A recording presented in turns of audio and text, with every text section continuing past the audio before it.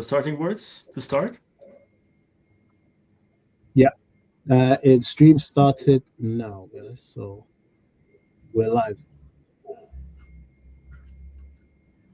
We're live. Let's just wait for a few more attendees.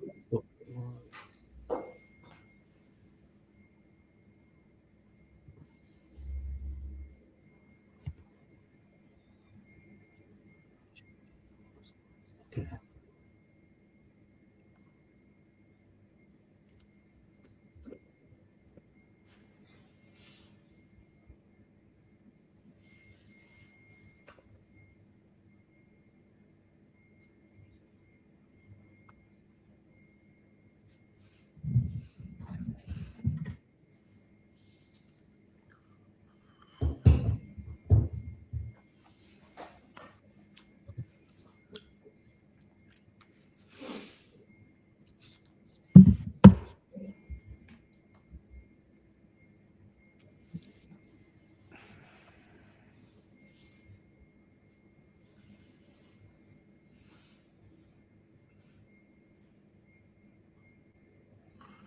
Okay, we've got a few more now, so let's start.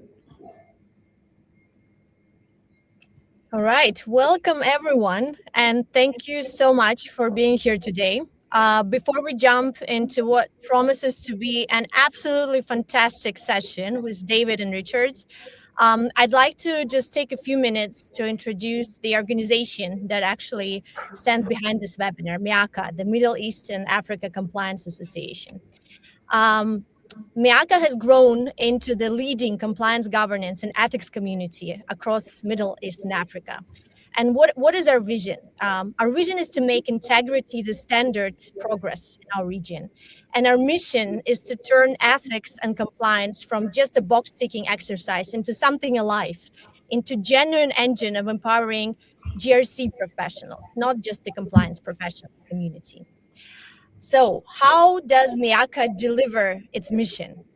What do we actually do?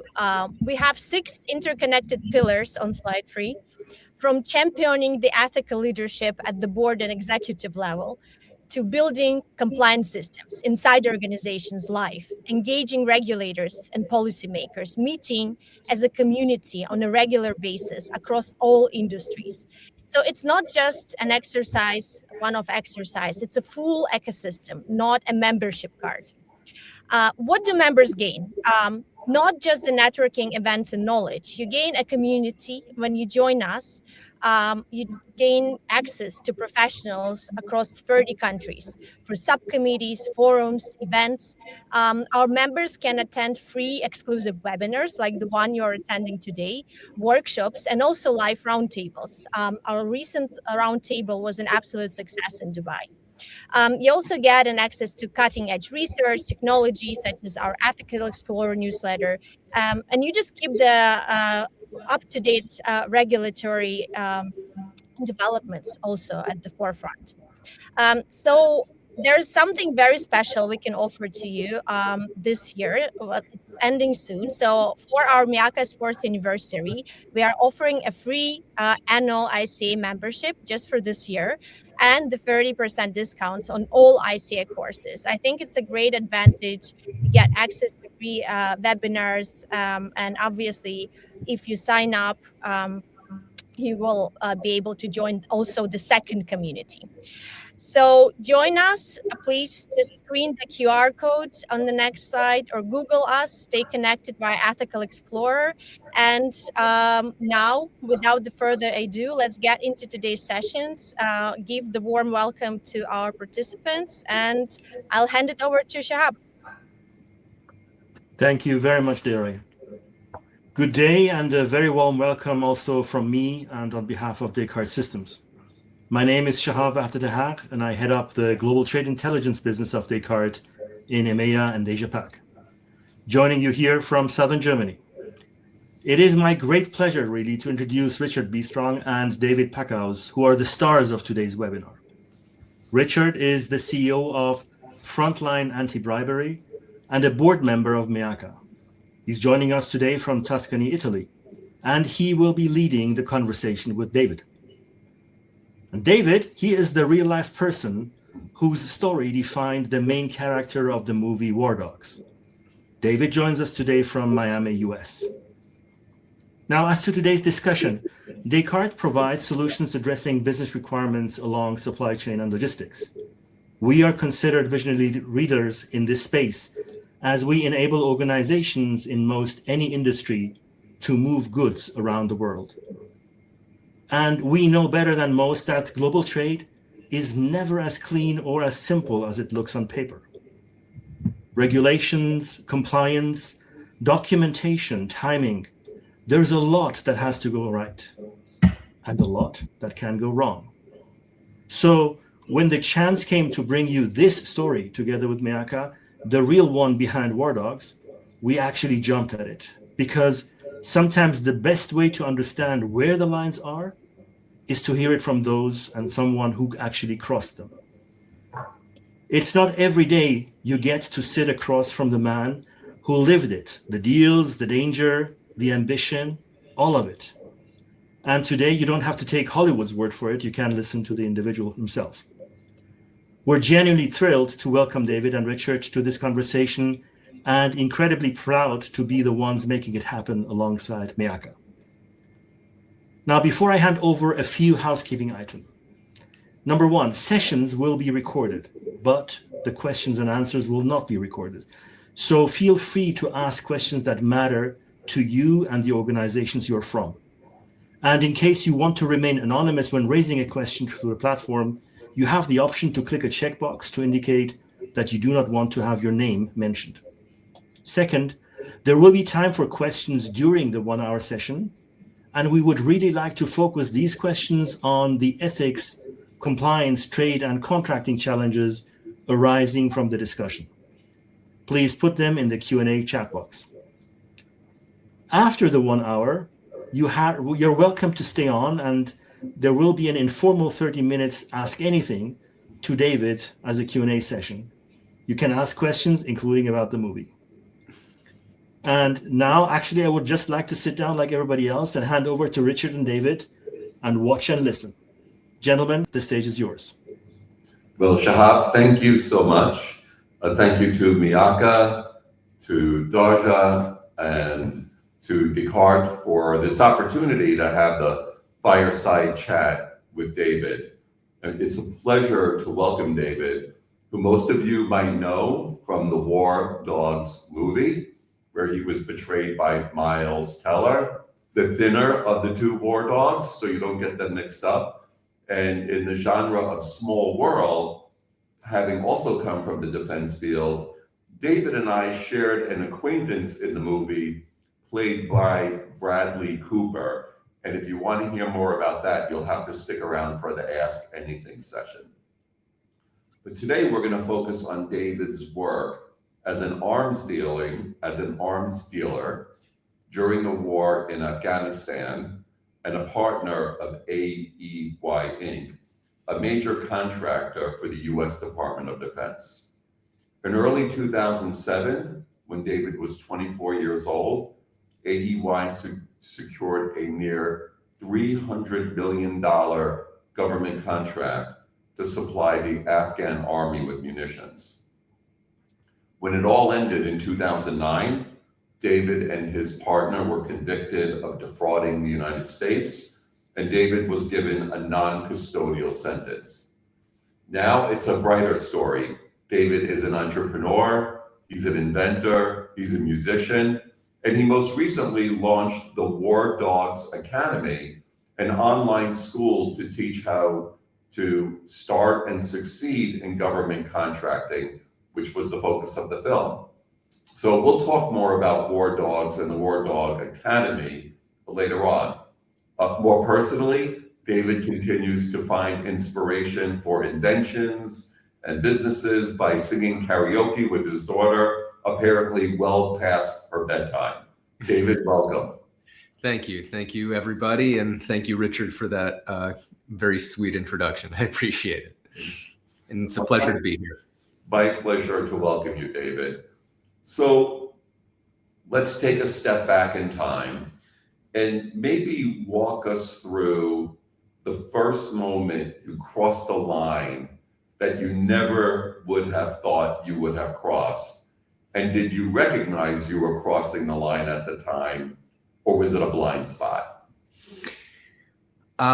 So the first time that I could think that I was definitely, I don't know, like, I don't think I was crossing the line myself, but definitely it was, because it's one thing to do something yourself, but it's also not nothing to work with people who are doing something that you know is probably or definitely wrong. And just the fact that you are working with them kind of taints you as well. It you know, just that you know that they're doing something and you don't do anything about it, kind of pulls you in all on its own, even if you don't do anything actively yourself. And the first time that happened, I think it was about maybe 1 or 2 months into working with Ephraim, and he used to talk on the phone, keeping his phone on speaker all the time. So he would, talk out loud, and I would hear both sides of the conversation. We would work. We didn't even have an office. We would work out of his living room. So I heard he got an inquiry from one of his contacts in the defense industry, who was connected to the King of Nepal. And the King of Nepal at the time had a lot of pro-democracy protests, and he was trying to get a handle on these protests. And he was shopping for attack helicopters and tear gas and riot gear and all sorts of things that looked like he was trying to put that down the protest violently. And Ephraim was super excited to put together, as he called it, a Save the King package. And he was going to, supply the king with heavy machine guns and all sorts of, serious weapons and equipment.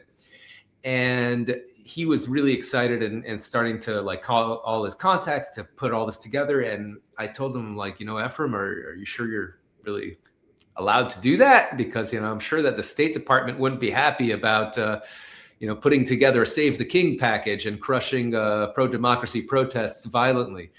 And I wasn't even working on the weapons or ammunition at the time. In the very beginning, I started out working on just fuel contracts. My first contract with the U.S. government was for 40,000 gallons of propane to the U.S. Air Force. So I wasn't even working on any weapons or military equipment directly right when I started with him. And so he told me, he's like, listen, you just worry about your fuel contract. You leave this military stuff to me, okay? You don't worry about it, okay? I'll take care of this, of the King of Nepal. And I was thinking, I'm like, wow, he has absolutely no problem doing this, obviously. And I know about it, and I'm working with him, and I'm his partner. Even if I don't directly take part in this deal, just that I know about it might implicate me, that I don't go and, tell somebody that he's doing this, something that I know is more or less illegal, then, that could be a problem for me. And obviously it's ethically wrong, but hey, that, but I was concerned about the legality and how it would, that it might get me in trouble. And so that was, I think, the first time that it very clearly kind of hit me that I'm working with people who are doing things that I am definitely not comfortable with and possibly can get me into some very serious trouble. And so I have to be really careful. Of course, at the time, I rationalized it. I was like, well, I'm not doing it myself. He's doing it. I'm not really part of his company. I'm like, kind of like an independent contractor. And therefore, it's, I'm not really an employee and I'm not responsible for him. What do I know?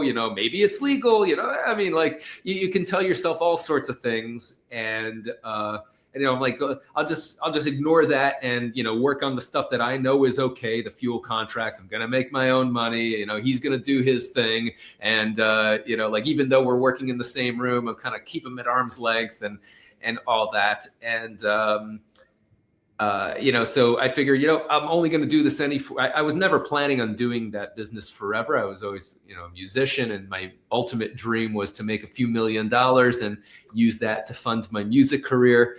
And so I told myself, well, I'll just work for just a few years, make a few million, won't do the stuff he's doing, and then I'm out. I'm not going to do this forever. And so all the stuff he's doing, it's not going to affect me. I'm going to keep myself out of it. So that was, of course, you can rationalize anything. So that was the first time that it really hit me that I'm getting into some serious issues here, and there could be some serious consequences. David, that's so relatable, because even in thinking about my own story, usually when we're engaged in misconduct, the first person we deceive is ourselves, just as you shared. Yeah. And I think for the folks that are joining us today, again, with thanks, the whole concept of having information that legally links you to another internal or external party, just having that knowledge, even if you're not doing anything actively as a participant, you now might be in violation of codes of conduct or laws just by knowledge, just by the promise. So very relatable, and something that's also very difficult to detect. And, I recently launched a TED Talk, David, on how I went to prison for ethical blind spots, so you don't have to.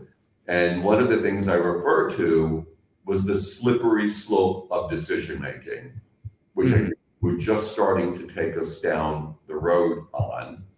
So as this contract started to move forward with respect to ammunition, what role did pressure, commercial pressure, deadlines, and maybe the prospect of losing the contract, how did that play in your decision making with respect to export controls and U.S. acquisition law? Right. So we're referring to the $300 million Afghan contract, not to the contract with the King of Nepal, which never ended up actually happening, by the way.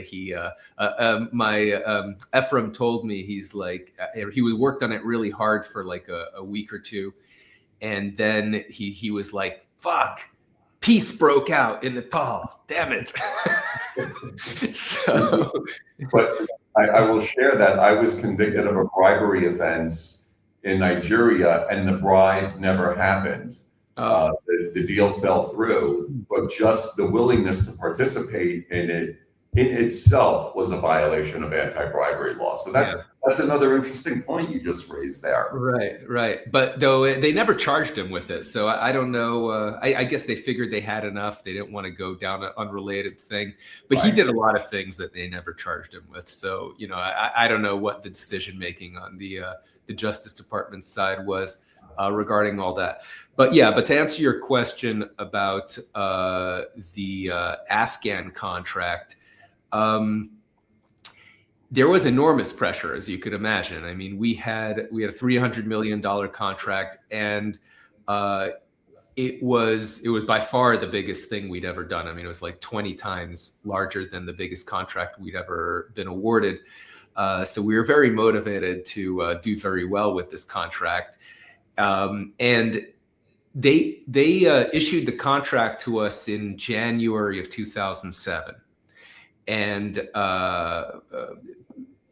what we didn't know at the time, but we found out very quickly, is that Afghanistan, we were delivering to Afghanistan to the U.S. Army, who was giving the ammunition to the Afghan National Army, who were our allies at the time.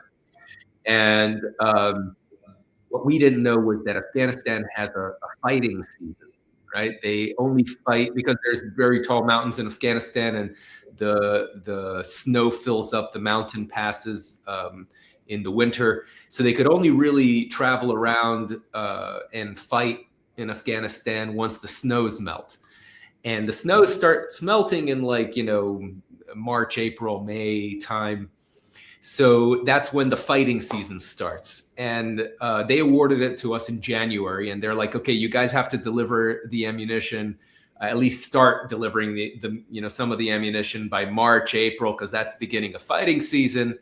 And so, and anyone who's been in the military equipment industry knows that there's a lot of paperwork involved, and it takes a while to get all that stuff done. So you need to get your end user certificate, you have to get your export permit, you have to get your flyover permissions from every country that you're flying over to move your military goods. And each one of those things takes a while, and different. And like, for example, with the flyover permits, I think we had to get like permits from 13 different countries between Europe and Afghanistan. And some of those countries move really slowly. And so we had to, do all sorts of techniques to try to get them to move along. But it was taking a few months. And the Army the U.S. Army kept on calling us up and saying, "Hey, how's it going? We need, our fighting season's coming. Our allies in Afghanistan are very low on ammo. This is kind of critical. You guys have to hurry up." And so by the time we got all the permits and everything in place, it was about, I think, April, and they were really kind of panicking. They're like, fighting season has started and they're really low on ammo. You guys have to deliver now. And that was when we discovered that it was Chinese. And as they show in the movie, it went specifically against our contract that this stuff was Chinese origin. In our contract with the U.S. Army, it said no Chinese munitions could be delivered under this contract, either directly or indirectly. And even though the stuff in Albania that we were buying had been there since the 70s, and it didn't violate the arms embargo against China, because the arms embargo was placed against China in 1989, the Army kept on telling us, "You guys have to deliver."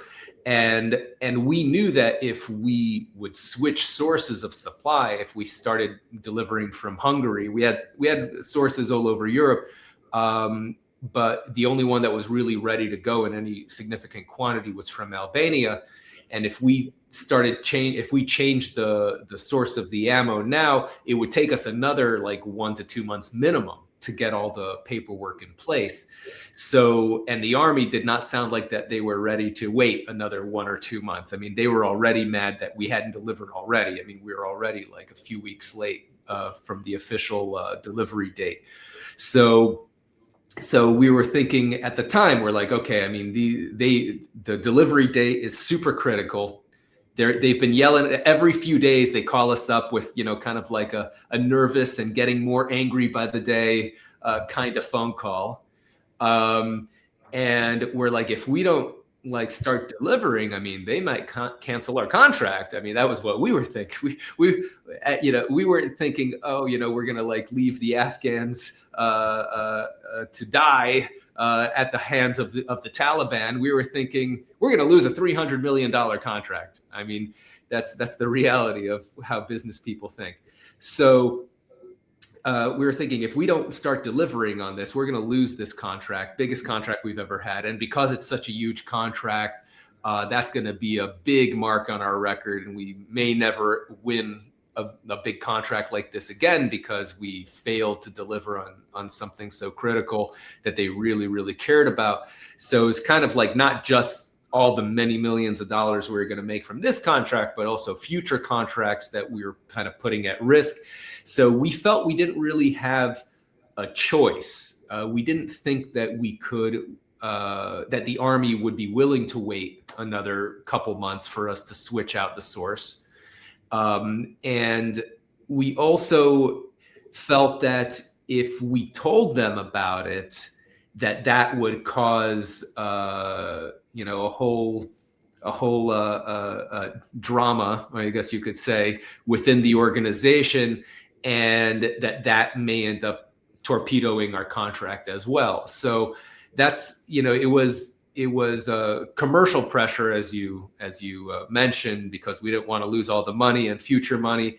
But it was also, we also felt we were kind of like stuck in a place where we had no choice but to kind of do the shenanigans we did with the repackaging of the ammunition, because if we don't deliver, they're going to cancel our contract for not delivering. But if we tell them, hey, we have to,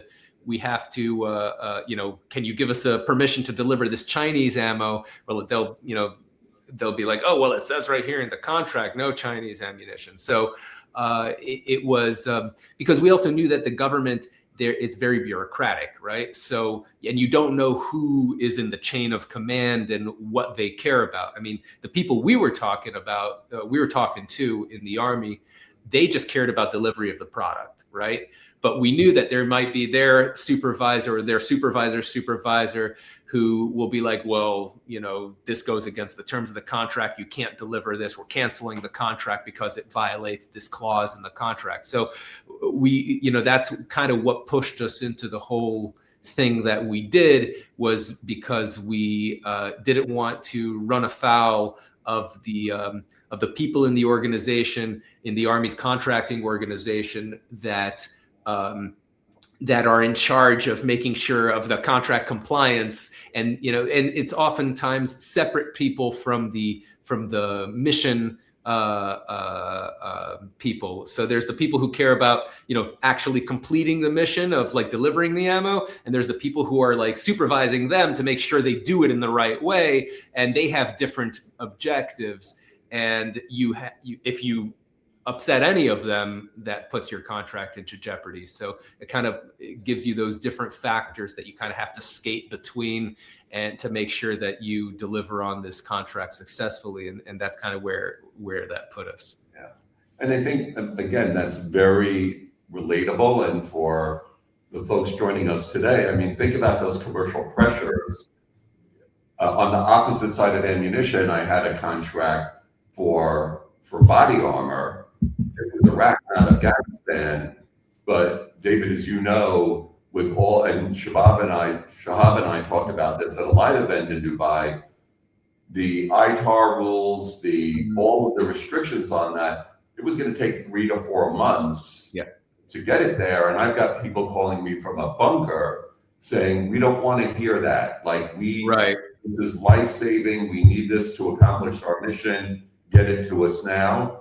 I figured it out and was convicted of trade violations. Right. Even though it got to where it was supposed to go, it doesn't matter. I took it just like you did. Okay, here's how I'm going to figure out how to make everybody happy. Right. So the question is, for our compliance and ethics and legal friends, how are you helping people who are under that commercial pressure to realize, I've got to get this off of my shoulder and share it with my team, right? It's not only my responsibility. But David, as this contract proceeded, did you ever have that look in the mirror moment where you were thinking about, this is what we're doing, like there's potential damage or danger involved in this, whether it was repackaging the munition or potential failure of the munitions? Like, were you thinking about potential harm, or did you think of it as like, look, this is just a win-win, no one's getting hurt here? Right. At the time, I definitely thought it was a win-win for sure. As far as the quality of the ammunition actually was good. Despite what some media sources reported, 99.99% of the ammunition that we delivered was perfectly functional and high quality. There was like a tiny shipment of 30,000 rounds that got rejected for quality reasons. But we weren't paid for it. But that's like out of I forgot how much we delivered at the end, but something like 200 million rounds. It was a tiny fraction of a percent. And that was, I think it was a lower percentage than the average that the Army rejects from these kinds of contracts anyway. So the quality wasn't really an issue. I definitely thought that we can get in trouble that what we were doing was potentially legally dangerous. I mean, I was not under the impression that everything was totally normal and that what we were doing was risk-free. I mean, there was a reason why when we first decided to repackage the ammunition, Ephraim told me and the other guys we were working with, he's like, okay, we're not talking about this by email. That's how you're doing something wrong, when everything has to be over the phone. And unfortunately for us, we didn't actually end up sticking to that rule, because there ended up being a lot of things that were said in email that should not have been said. But that was because, I mean, we were on different time zones, on really low, and short timelines, and not everyone was awake and available at the same time, and and we needed some pictures sent to confirm things, and so there was all sorts of evidence that ended up getting sent over by email, and that's really what ended up how they ended up getting us was everything. They always convict you over the stuff that gets sent in writing. And that's why people insist on only talking over the phone when they're trying to do something that they're not sure about. And so when someone says, yeah, let's keep this on a phone call, that they're not 100% sure, that they're not 100% comfortable with what you're about to discuss if they insist on getting over the phone. So we knew that what we were doing was questionable at best, right? I mean, we weren't 100% sure that it was outright illegal because, I mean, we knew it violated our contract, right? But we thought, well, maybe that was a commercial issue, right? Maybe we're just doing a commercial contract violation. It's a civil thing. I mean, we can get sued for, damages or whatever, but it's not necessarily a criminal thing, which is a very different level of risk and responsibility. We thought it might be criminal. We were nervous about it, but we weren't 100% sure about it because it didn't violate, in our understanding, it didn't violate the arms embargo, the international arms embargo, just our contract. So we thought that it was definitely risky in some sense. We just didn't know to what level of risk it actually was, and we didn't really want to find out, which is why we were doing our best to minimize the amount of evidence that we were generating in our activities, so that we wouldn't get to that level. And but yes, I mean, we were 100% under the impression that we were had a significant level of risk of some sort. We just didn't know exactly what. So it sounds like you were thinking of it as we're taking a legal and compliance risk, but unlike the King of Nepal, you weren't thinking of it so much as ethically. Would that be correct? Yes, that's definitely correct. Because in my mind at the time, in fact, the interesting thing is that a similar sentiment was expressed to us by the State Department themselves. So one of our guys who was in Albania, a guy named Alex, actually one of my best friends, we sent him over there to supervise the repackaging operation. In the movie, they have me going over there because they didn't want to introduce a new character, but in reality, it wasn't me. It was my best friend, a different guy, not Ephraim, who we sent over there to manage the entire repackaging operation in Albania. And he told me that before we even started the repackaging operation, when we were just setting the whole thing up, he met with a official from the U.S. State Department, from the embassy in Albania.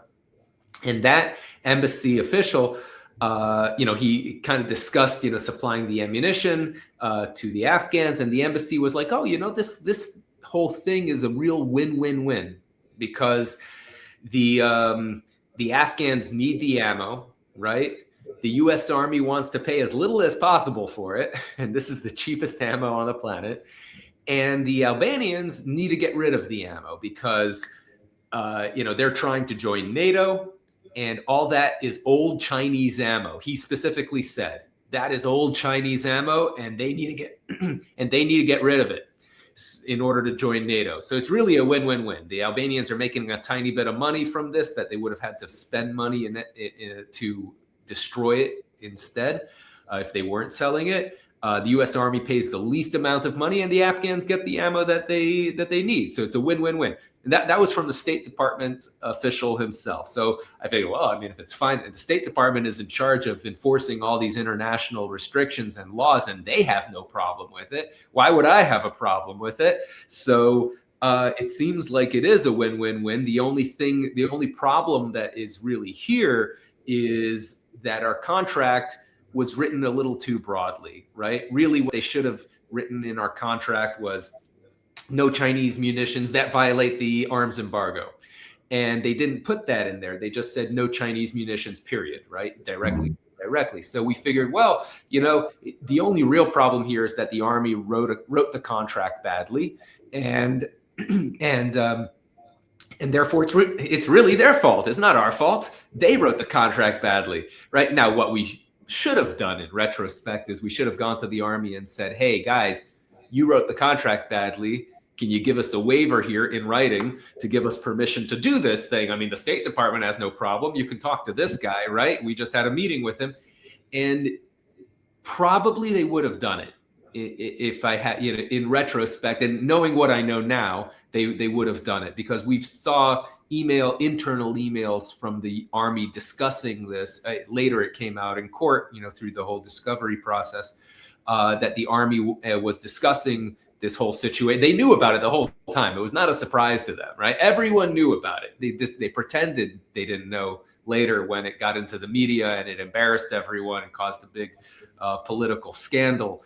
But then they acted shocked and appalled, and said they were going to clean things up. But they knew from even before we delivered a single round of ammunition, they knew where it was coming from. They knew the history. They knew more than we did, right?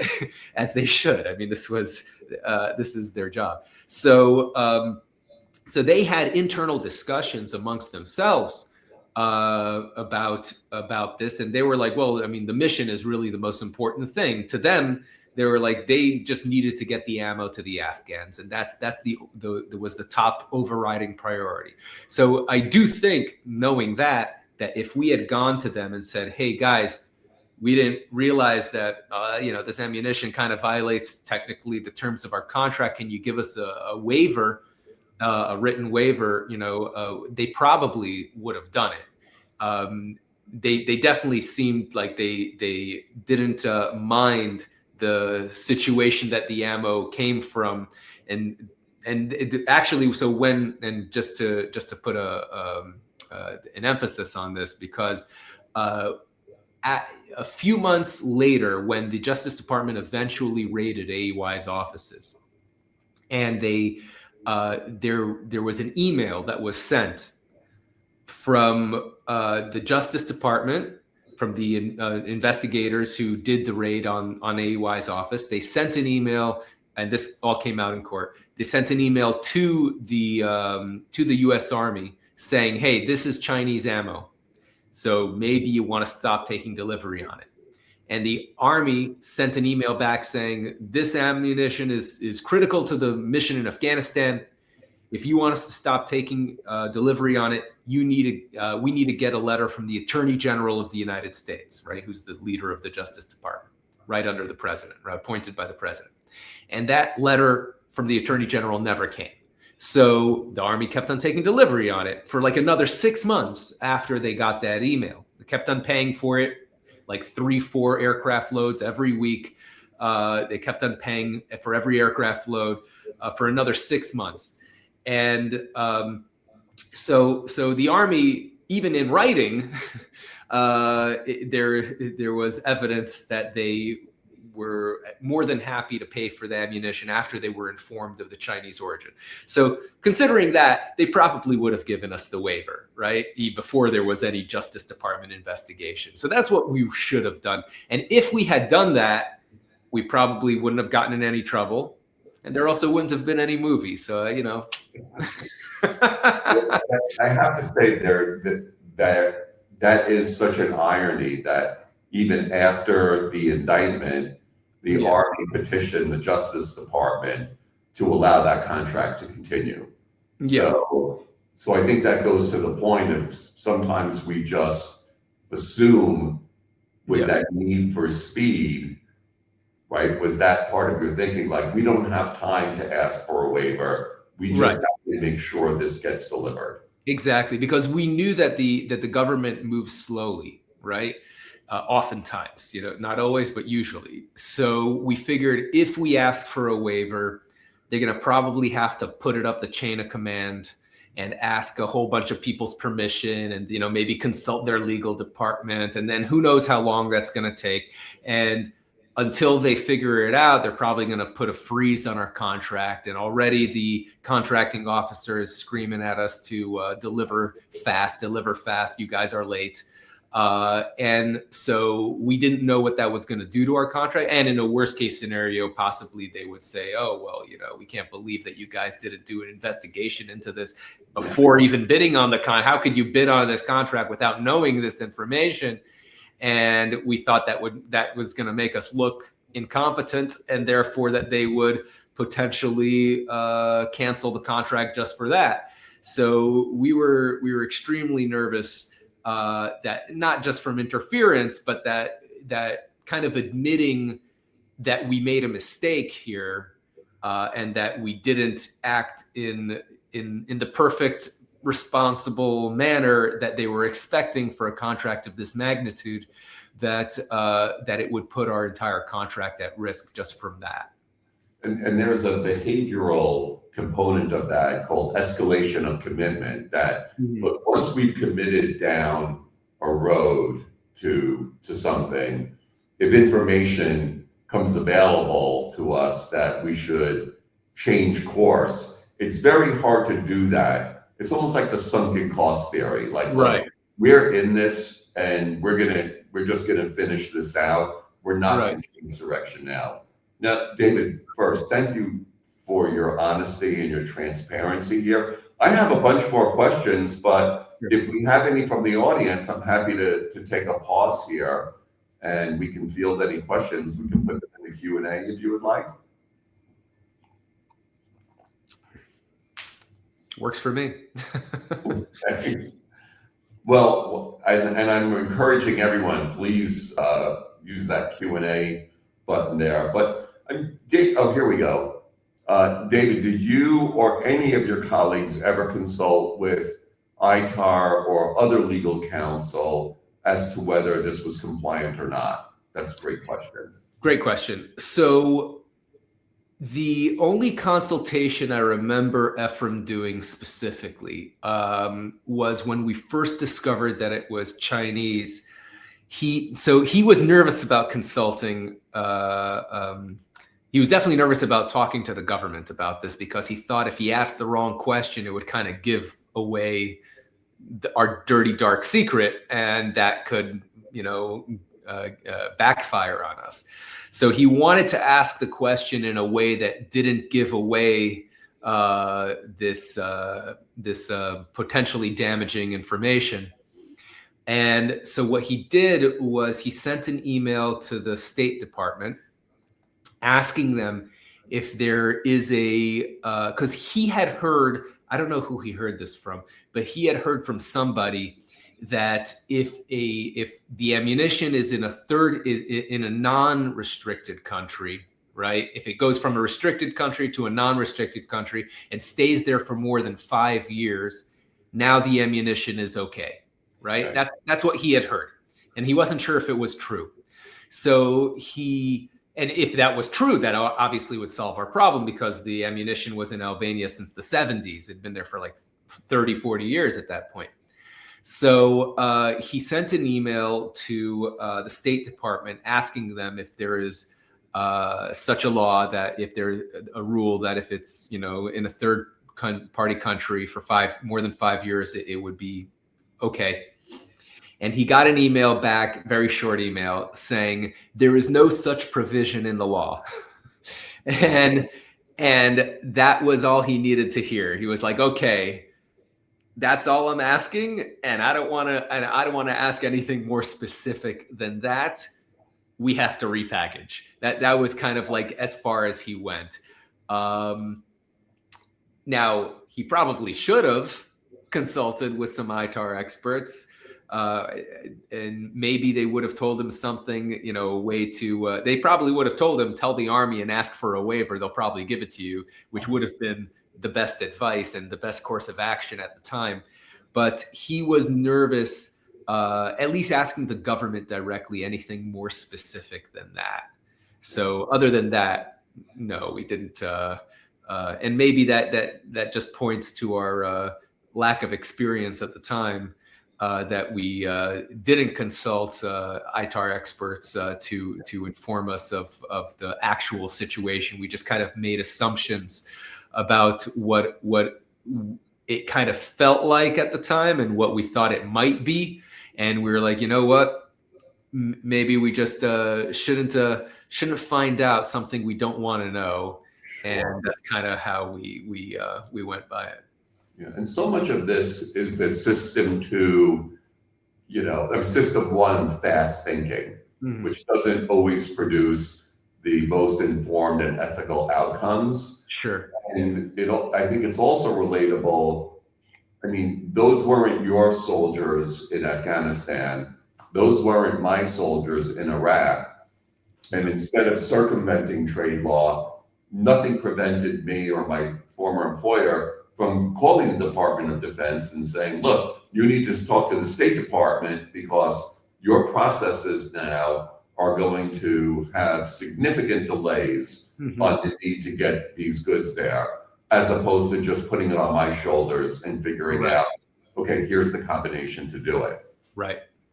And did you think, and we're happy to field more questions before we slowly transition to the next part of this discussion, but did you think that this was just the way things were competitively, that you weren't the only company out there trying to thread the needle as to how to win these contracts with the lowest price?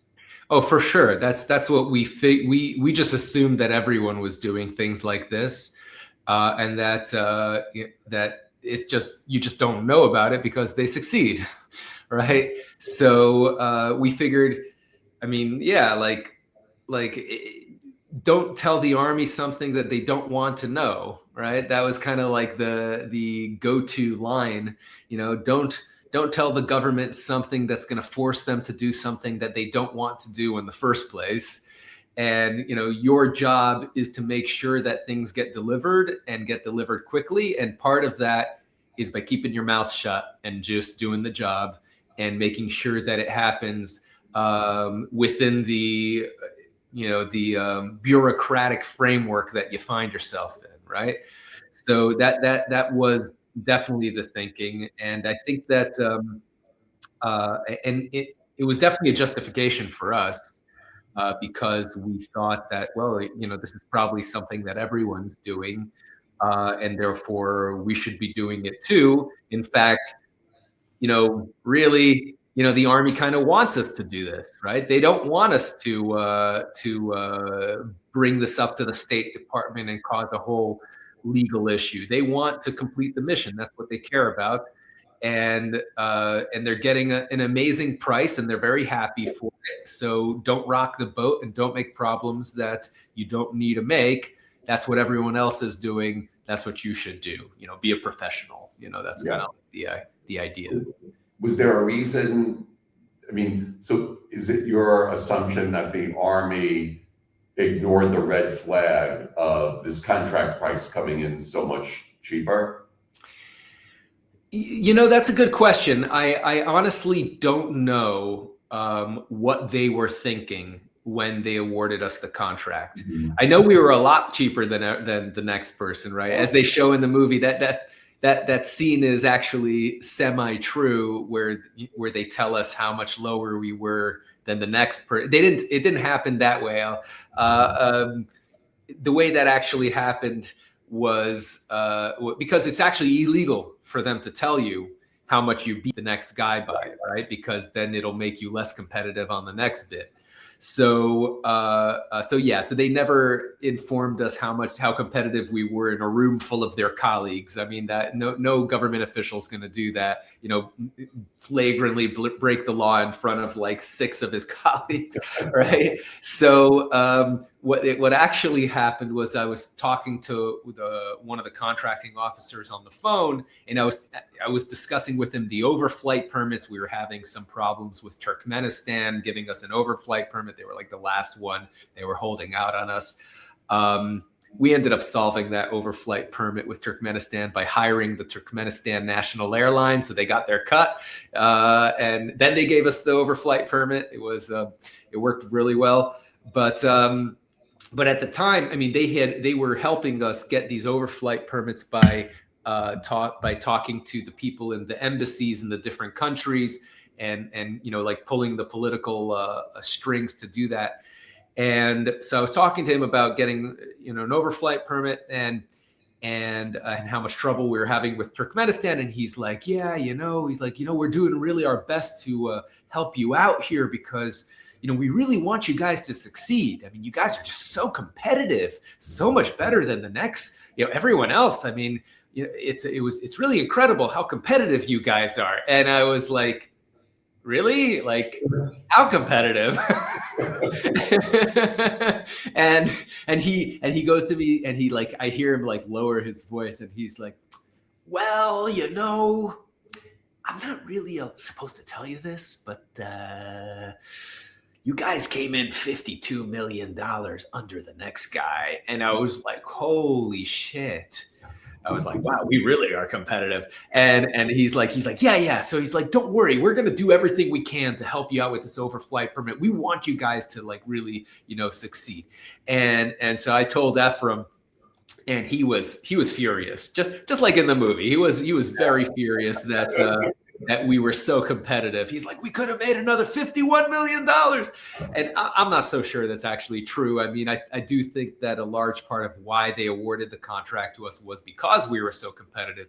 They may not have awarded it to us if we were just slightly more competitive than the next person.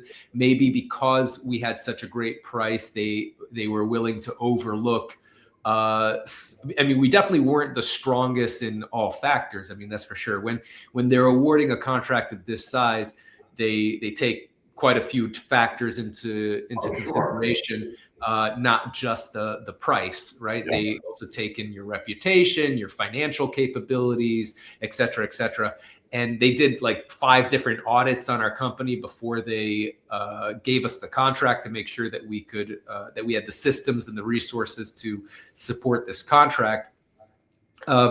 So it's possible, and I'm sure that, I mean, we obviously were not on the same level as General Dynamics, for example, who was one of our competitors that we beat. General Dynamics is like 100 years old, and they have many billions of dollars to support the contract, and like a team of 100 people that were working in this department, and versus us, who were 2 people, right? and so we know that we assume that they thought that General Dynamics was a lot more reputable and was stronger in the reputation segment of the contract. So how much did that matter to them? Like, we don't know. They have an internal scoring system where they give they give you a certain score on how competitive on price you are, and how reliable on reputation, and how much financing capability, and all the different factors that they care about. They give you a score, and then they add the score together, and then they look at who is the best value to the government, as they call it. So I don't think they published that score of how they decided between the different competitors. So I don't know how close it was and how big of a factor our price was to the actual awarding of the contract. So I am personally not completely convinced that we could have just underbid the next person by, $1 million instead of $52 million and still won the contract. There's no way to know that unless you have their internal assessment report. Well, we've got a question that I think is very relative to what we're facing now, because there's so much dual use technology out there. Yeah. And not only like the actual end product, but Yeah. dual use components, supply chain, components. Like, how much of a problem do you see that now, and how might you counsel people on how to deal with that? Right.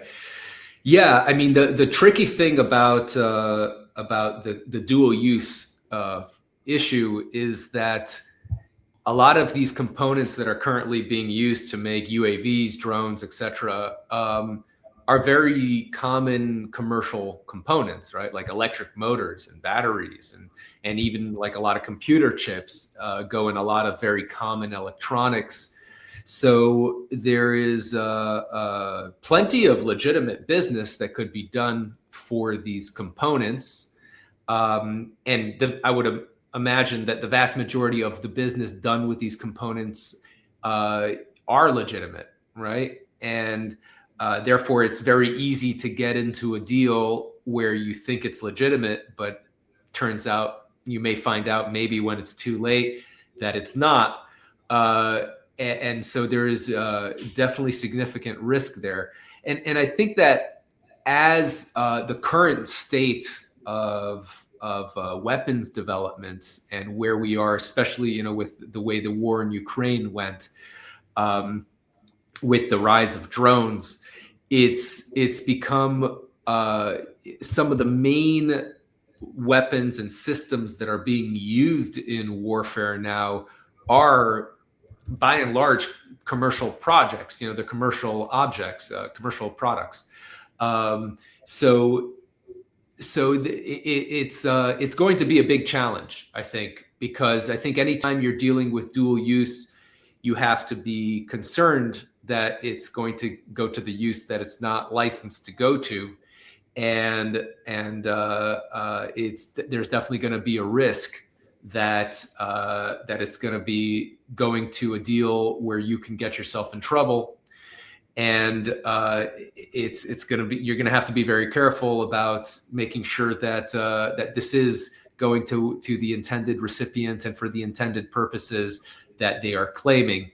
And that's going to be a big challenge, I think, going forward. Probably one of the biggest challenges that people in this industry are going to be facing is going to be able to distinguish between the legitimate and the illegitimate uses of these technologies and these products, just because of how widespread it is in both warfare as well as in the commercial sector. So, and of course, the people buying it for the illegitimate reasons are very incentivized to make it look completely legitimate. So it may be very difficult to even verify that something is going to be going to something that is allowed versus restricted. So I see that as being a major challenge in the industry and in compliance in general going forward. Yeah, that's a great point. And what we'll do, we'll put up a QR code. We can keep the question up as well. I just want to give people an opportunity to stay with us as we continue into the sort of more informal session of this. But just to your last point, there is, and I recently read a article in the Financial Times. I mean, there's a cottage industry of broker dealers that have figured out repackaging, relabeling, end user destinations, whether it's sanctions or export controls.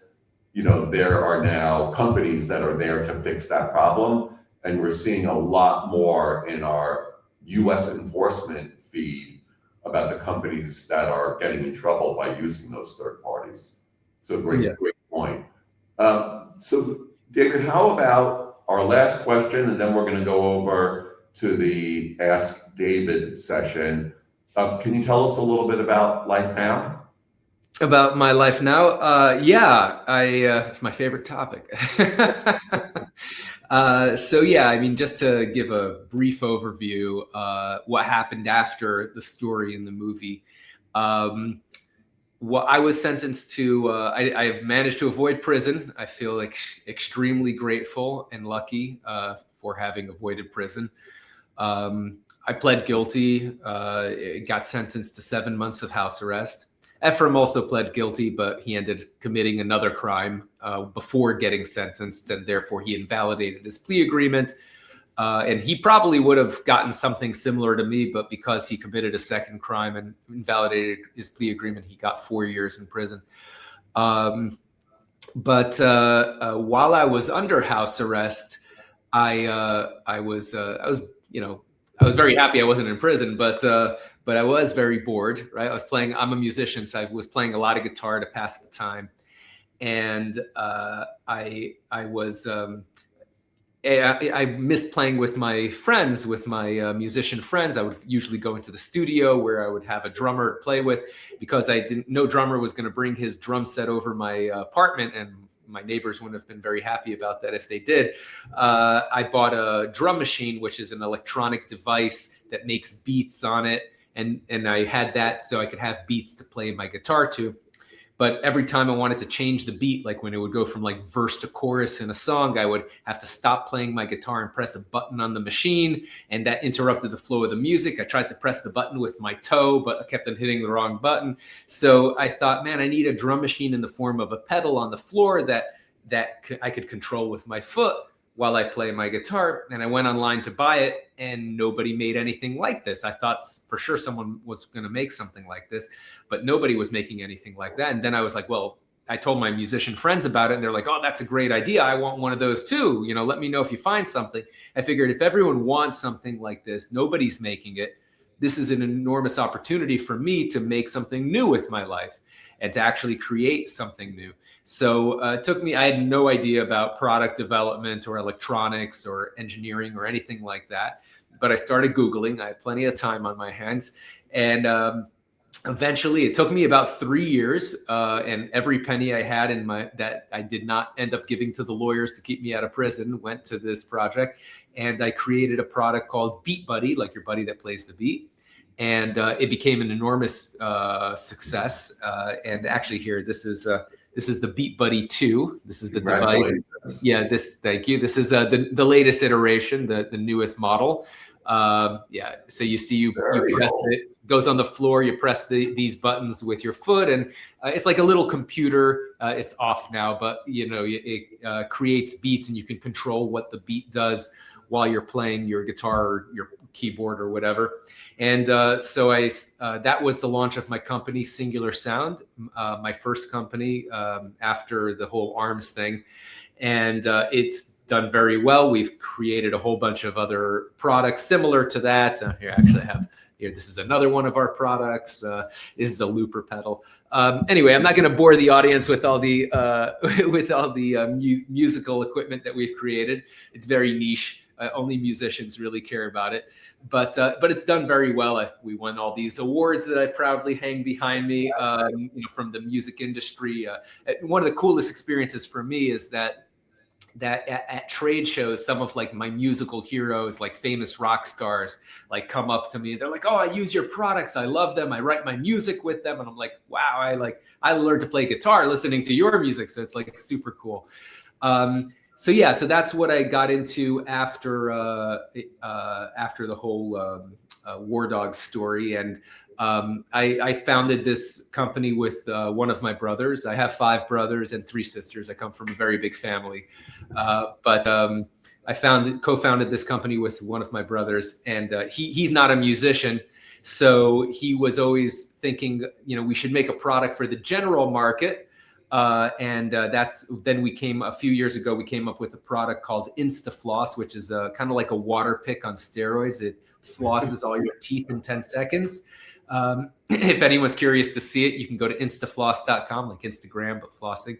And most recently, about 2 years ago, I started another company called War Dogs Academy. That's my branded mug right here.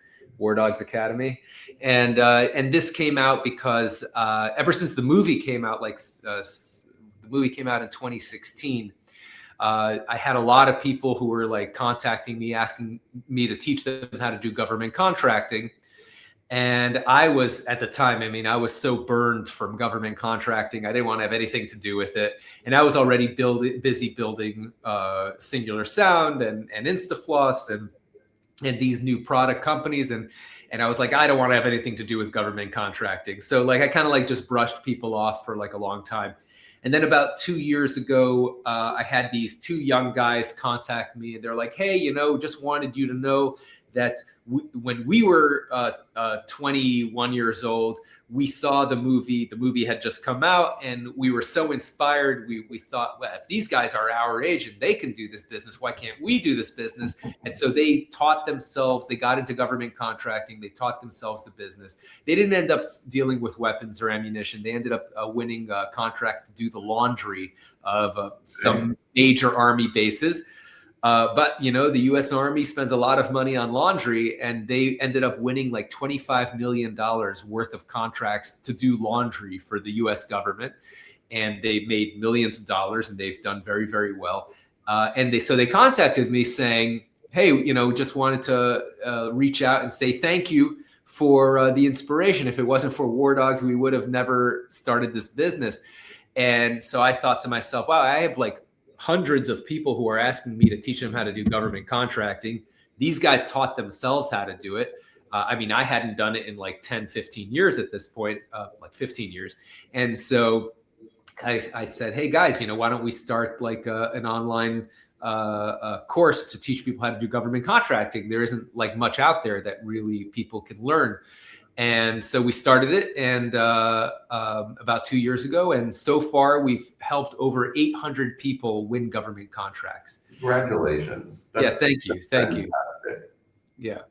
That really is. You know what we'll do, David? We're going to hand it over to Shabab, who will transition us to the next session, if that's okay.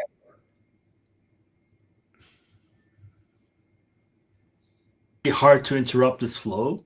And I'm trying to be mindful of time at the same time. I understand there are still a few other questions that we have an opportunity to address in the next slot. Thank you very much, David, for the candidness in this conversation and the fascinating details of where compliance fell apart for you. Your true story highlights how easily one can walk into traps, knowingly or unknowingly. And actually wonderful to see how reinventing yourself can work out. So brilliant, really. Thank you very much. And Richard, thank you for leading this conversation with these thoughtful questions. I would say it takes great experience to be so to the point and enable learning opportunity through questions. Thank you for that. Last but not least, thank you, Daria and Miaka, for having worked with us on being able to organize and deliver this session. So many great insights shared. The formal session is concluded, but for those of you who are interested, please remain online for the Ask Anything session. We have a QR code up for a minute before we move to that second part. Please scan this code if you want to subscribe to Richard's newsletter. And I'll be sure to put all of David's contact information in there as well, including the websites. So feel free to collect David's email address or my QR code, but we'll make sure we get you all that information. Thank you.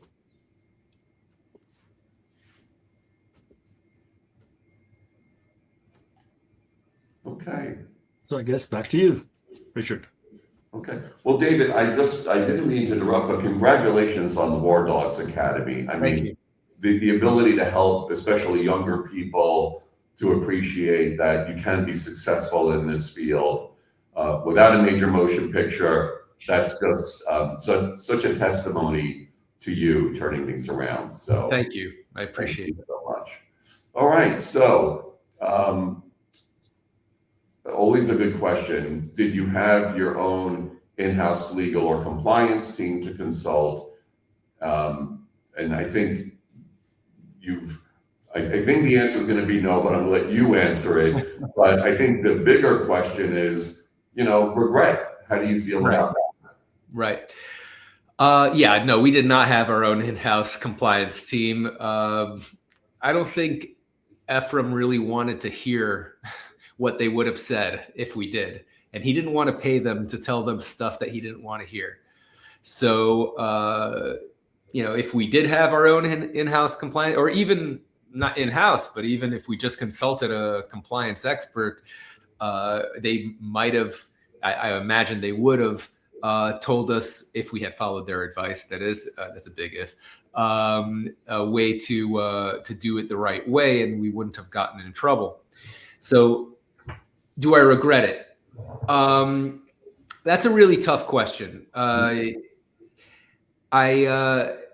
mean, I definitely regret not making all that money, right? I mean, I'll be honest. I'm a businessman. I love, like every other businessman, I want to make money, and doing something that tanks a $300 million deal, you definitely have regrets in that department for sure, right? I definitely regret getting in legal trouble, right? I mean, that was an enormous stress, not just on me, but on my family.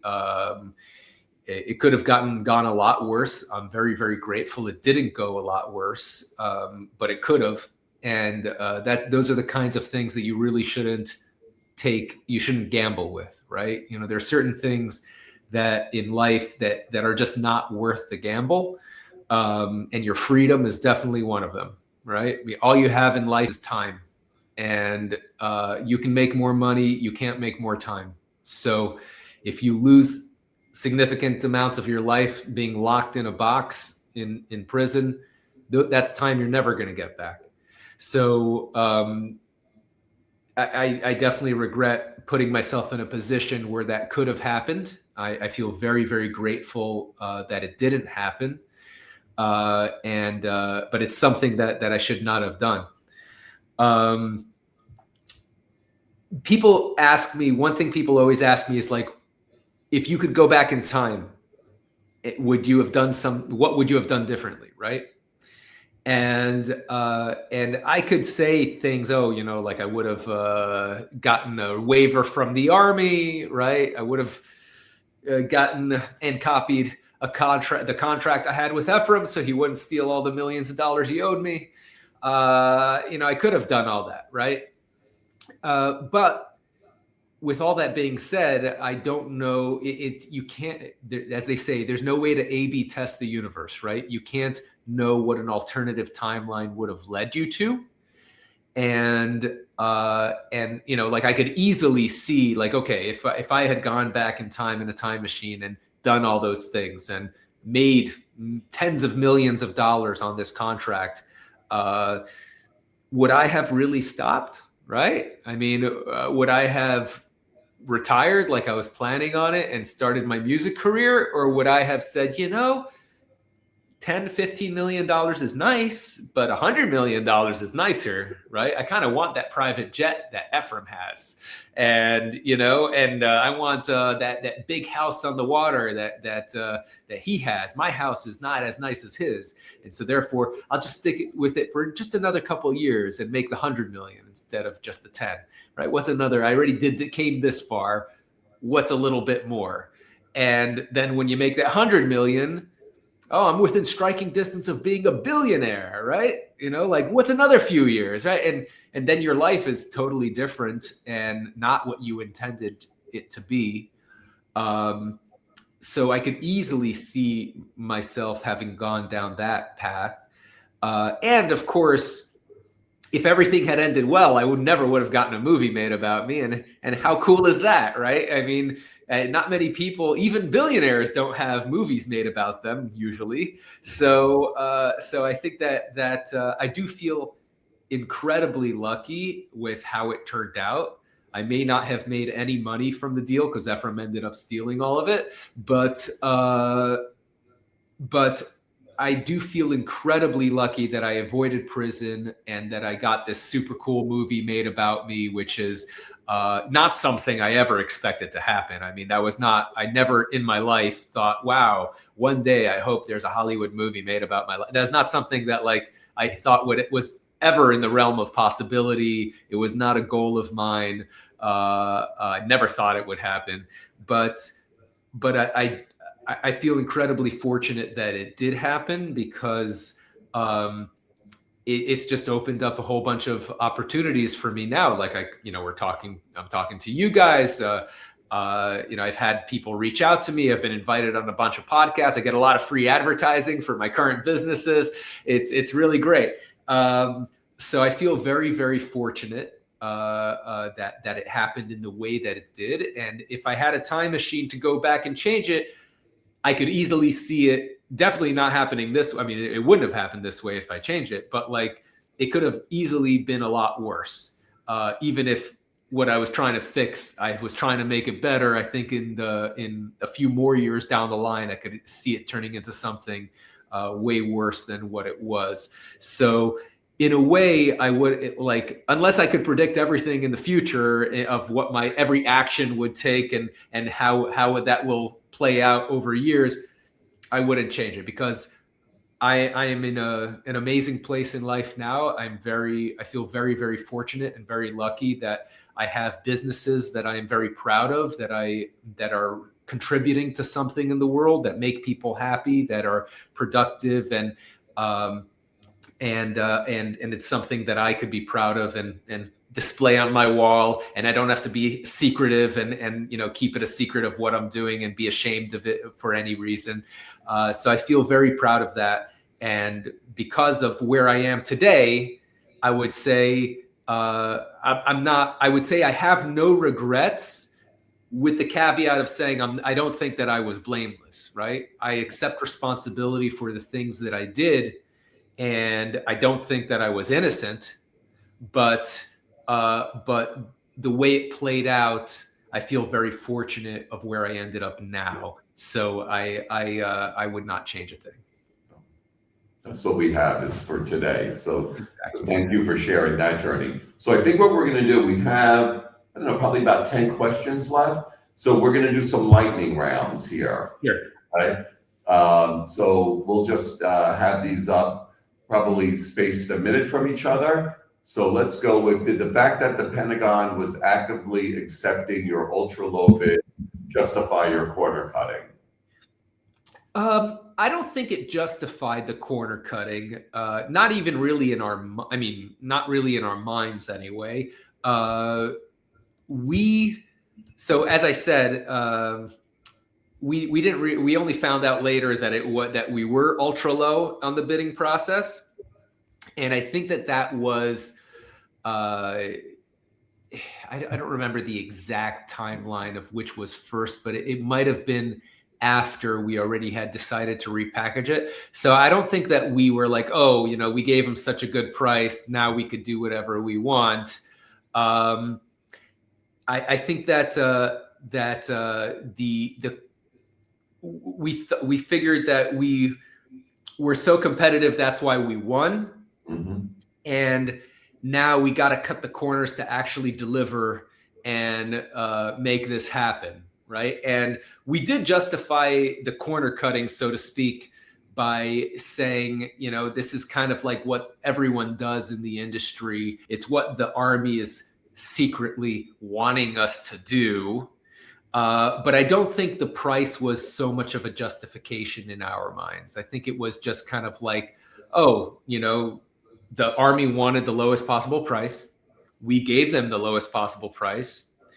Now we got to do whatever it takes to make that price happen, and therefore we're going to do that. And that's what they want us to do anyway. And if General Dynamics had won it, they would be doing the same thing. So, and they would have been doing it at a higher price. So really, we're the good guys here, because they would have been cutting corners and they would have been charging more too. So, that's kind of like, how we justified it to ourselves. And I don't think that's all unique. So thank you for sharing that. Okay, from an ethics and compliance perspective, what is the single most important lesson you think your story teaches? I know that's tough for a lightning round, but how would you respond to that? Thank you, Daniel, for the question. Yeah, the single most important lesson. So many lessons. I would say that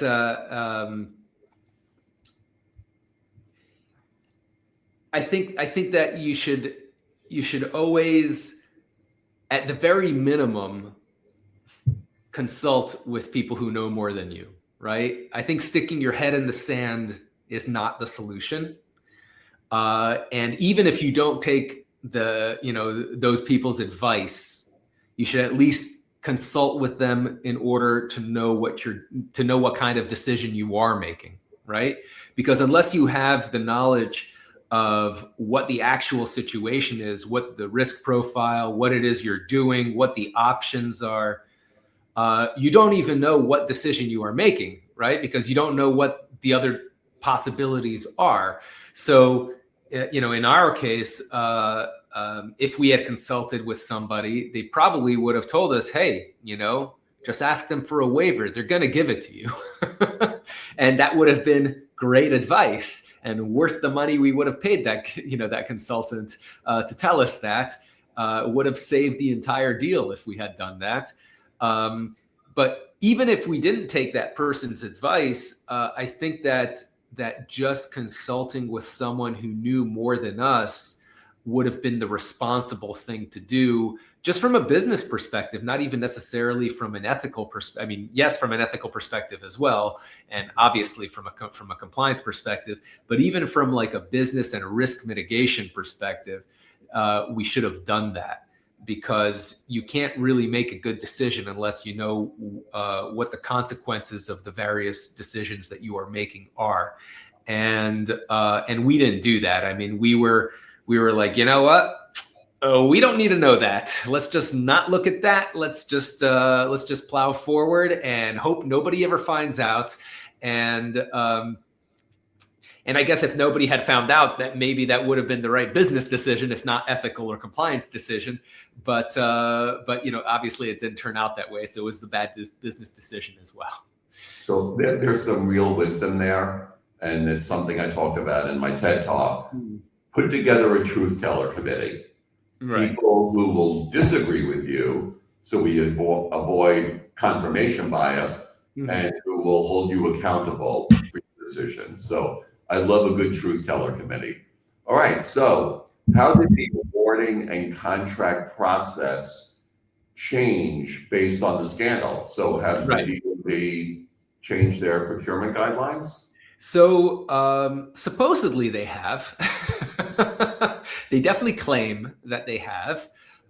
In fact, I think on my Wikipedia page, it said, due to this scandal, the Army, did a major overhaul or review of their contracting procedures. I don't actually know the details of what they changed, because obviously I was not in the industry anymore. I was banned as part of my sentence. I was banned from doing federal contracting for like 15 years. It has expired, actually, like in 2022, it expired, so a little bit ago. But I in my mind, I was never doing contracting again. So, and I was just like emotionally burned from it. To be honest, even now I can legally do contracting. I don't. Myself. I mean, I help other people do contracting, and it's super cool to see them succeed. We've actually had a few people go through War Dogs Academy who went from like being dead broke to being millionaires, like 6 people. It's incredible. In like the space of a year and a half. It's been amazing to see. And like, we've completely changed lives. It's super gratifying. But I think I personally am still a little bit emotionally scarred from the, even all these years later, that I just don't want to do government contracting myself. And I love my current businesses. I love designing products. To me, that's like a creative outlet. I find true enjoyment in designing like really cool new gadgets and bringing something new into the world that I personally love to use. So it's, like I prefer to focus my time and effort on things like that. So I don't know the details of how they actually changed the contracting process, but they do claim anyway that they tightened up the audit procedures, that they do a stronger audit process now, and that they have like a few extra things that they look at. I don't know the details of what that is, and I will say that varies a lot depending on the contract that they're looking to award. So if they're doing a contract, like most of our students in War Dogs Academy, this is not even relevant to, because our main goal with War Dogs Academy is getting people started, right? So most of the, I mean, we do have some like B2B services where we help established businesses get their, sell to the government. But most of our clients so far have been kind of like individual entrepreneurs who are just trying to get started. And the individual entrepreneurs who are just getting started, they're going for contracts that are under $250,000, which don't require past performance, don't require you to prove that you've done this kind of business and reputation stuff, and they don't have all the audit processes that we had to go through. To the federal government, $250,000 is considered a small contract, like not even worth checking the reputation of the person who's submitting it. And they just look at the price usually for a contract under $250,000. So that's kind of what we concentrate on War Dogs Academy. So it's not the audit process and their systems, the compliance systems aren't even in place for contracts that small. So I can't say that I am intimately aware of what they've done different these days, but they do claim that they have tightened it up. That's whether that's actually true in practice is a whole other question. Well, I'll tell you what, we'll put a bookmark on that, David, because there's just as much, if not more money flooding through the defense procurement systems now than there was then. So there's a lot more. Right. Yeah. So let's see if those controls hold when the tide washes out. Yeah, exactly. Here first. Yeah, they're trying to raise the defense budget to 1.5 trillion in the next budget. And I think it was like 600 or 700 billion when I was doing it. So it's like literally double the money that it used to be. So let's see if it's double the controls. Yeah. So I'll tell you what, David, thank you. This has been such a wonderful journey to experience with you. Thank you for your transparency.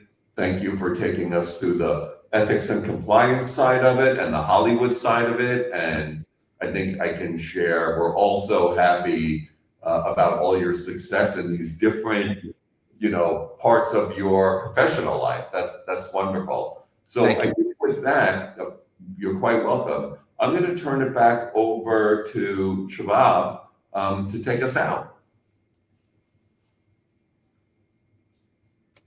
Thank you very much, both of you.